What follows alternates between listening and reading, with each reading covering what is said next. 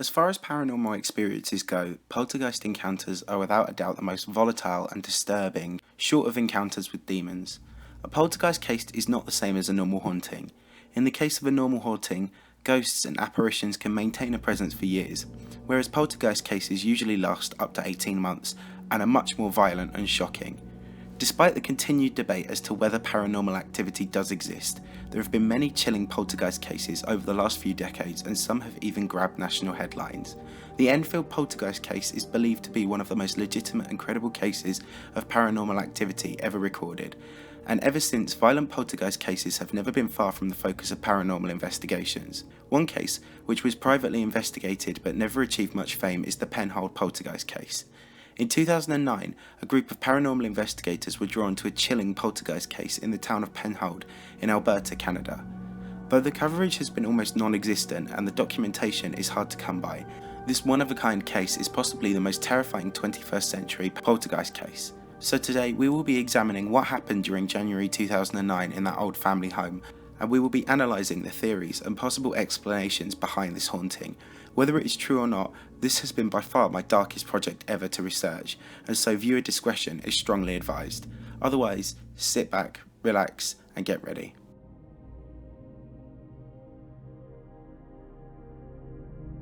Penhold is a small town in the Canadian province of Alberta. Less than 4,000 people inhabit the town, and it generally doesn't boast anything out of the ordinary.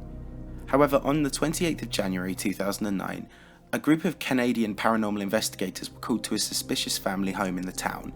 Rona and Ben Anderson are a married couple of paranormal investigators who carry out private investigations. While they don't always publish the details of their cases, they have carried out over 100 investigations between Canada and the United Kingdom during their time together, and they specialise in a range of paranormal skills, from acting as a medium to blessing haunted places and ridding areas of spirits. Rona and Ben were called to Penhold in late January with their associate April, who often accompanied them on investigations, and two other people. They had been contacted by the husband of a newlywed couple with a newborn baby, who had just moved into a house in Penhold they suspected to be haunted and were gradually becoming too scared to stay there. Rona, Ben and April had studied a lot of hauntings, but the symptoms the unnamed family were said to be describing were truly chilling and had all the signs of a violent poltergeist haunting. When in contact, the husband explained that he, his wife and their child had been terrorised by an entity, but the wife was the one who was being targeted the most. On more than one occasion, she had woken up with large, deep scratches in her back, which neither she nor her husband could explain.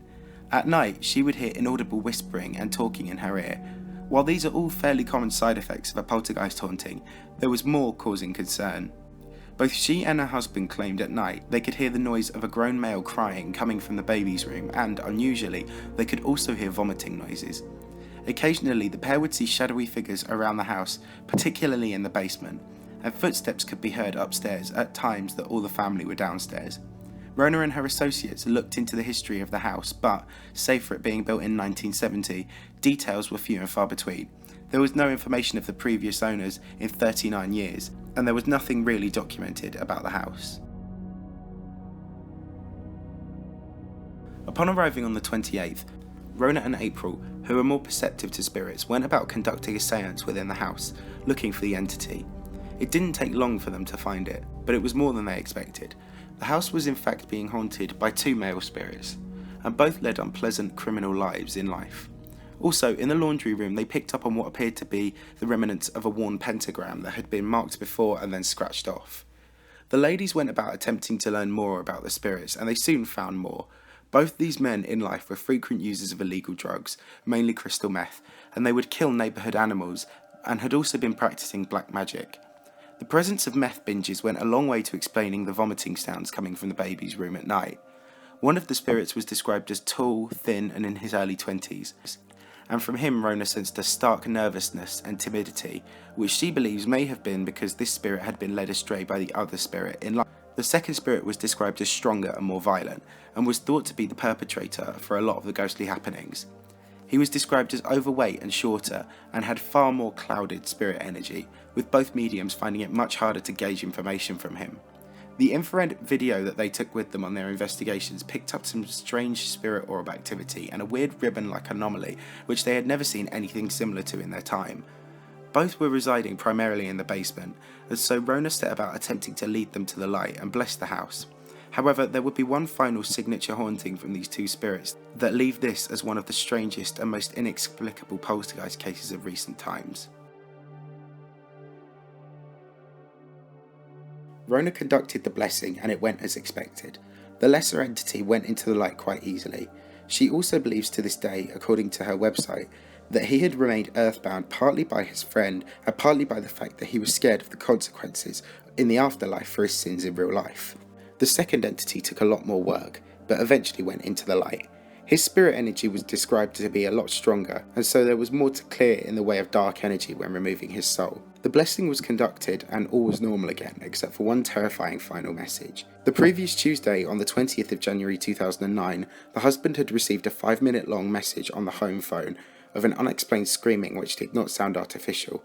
He had neglected to mention this initially, as he was more concerned about his wife and child's well-being. But as the blessing was taking place, the husband received 2 voicemail messages on his phone. He had his cell phone on him the whole time, and said that nobody actually rang him at any point. He had simply received the notification that he had 2 new voicemail messages. When he played them, they were beyond disturbing. Take a listen.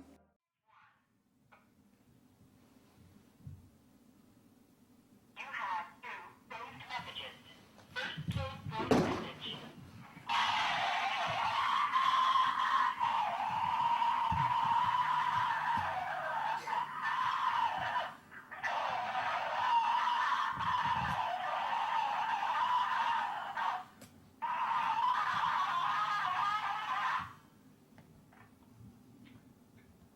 End of message.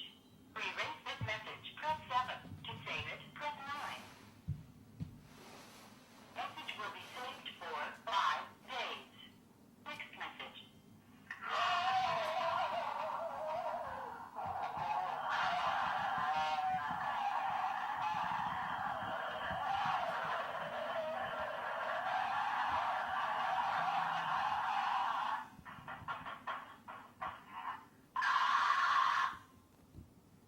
Does it show where that was sent from? Well, End of message. Erase this message. is it like unknown or anything, or just Does it say unknown? Pretty chilling, right? Both came from unknown numbers, and there was no information anywhere as to who left the message.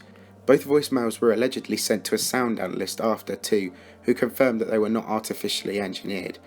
Both messages came while the blessing was occurring, and so it was Rona's belief that they belonged to each of the 2 spirits. The cell phone provider was contacted, and they confirmed that there was no record on their logs of the calls taking place, and the fact that both appeared at the same time raised suspicion as to the nature of these messages. Even the investigators considered a prank call, as such prank calls are not unheard of, but the precise timing at which the messages were received led them to believe it was actually the spirits trying to scare the husband. Both Rona and April believed they were attempting to do it to scare the husband into calling off the blessing, as neither entity wanted to go into the light. The second message especially sounds more afraid than anything, and the aggression and unwillingness to leave seems to match that of the inferred characteristics of this poltergeist pairing. The messages serve as a chilling reminder of the far more real nature of poltergeists, as opposed to other ghosts, but ultimately they were sent away and the house is now no longer reporting any signs of being haunted. So as always, let's analyse the possible theories and explanations as to what's going on. Unlike most of these episodes, there are only 2 clear-cut options. Was this a genuine haunting or just an overly exaggerated hoax? If it was a poltergeist, believable poltergeist cases are not uncommon, as they are hard to fake. If this were to be a genuine case, it would be quite an exceptional case. The effects the poltergeists were having were quite broad and severe. While deep scratches and footsteps are common, vomiting sounds and indeed the voicemails are not. Poltergeists usually are attracted to women and children, and so this follows a similar shape to most cases. However, what's odd about this one is the poltergeists do not usually come in 2s, so this is quite an odd and unusual case. However, it does seem that it was simply the connection of these 2 entities in real life that is what caused them to be bound together. With so little documentation of the previous owners, if indeed these men did live there in real life and did what Rona thought, it's likely they died simultaneously, possibly of something like a drug overdose. This would also explain the lack of information of the previous owners, as potentially their bodies could have been moved and forgotten about so not to hurt the resale value. This case has a lot of interesting elements to it, but at the same time it's not exactly out of the ordinary for poltergeist cases. On the other hand, it could well be a hoax, with so little credible information and simply a website entry providing all the details. This may well just be another ghost story. Of course, they have the YouTube video where they showed the voicemails, but as with the Penhold Poltergeist, I'm skeptical as to why there isn't more video footage taken. Also, the investigators claim their infrared camera picked up ghostly activity unlike anything they'd ever come across. I don't understand why they wouldn't have filmed this and published it.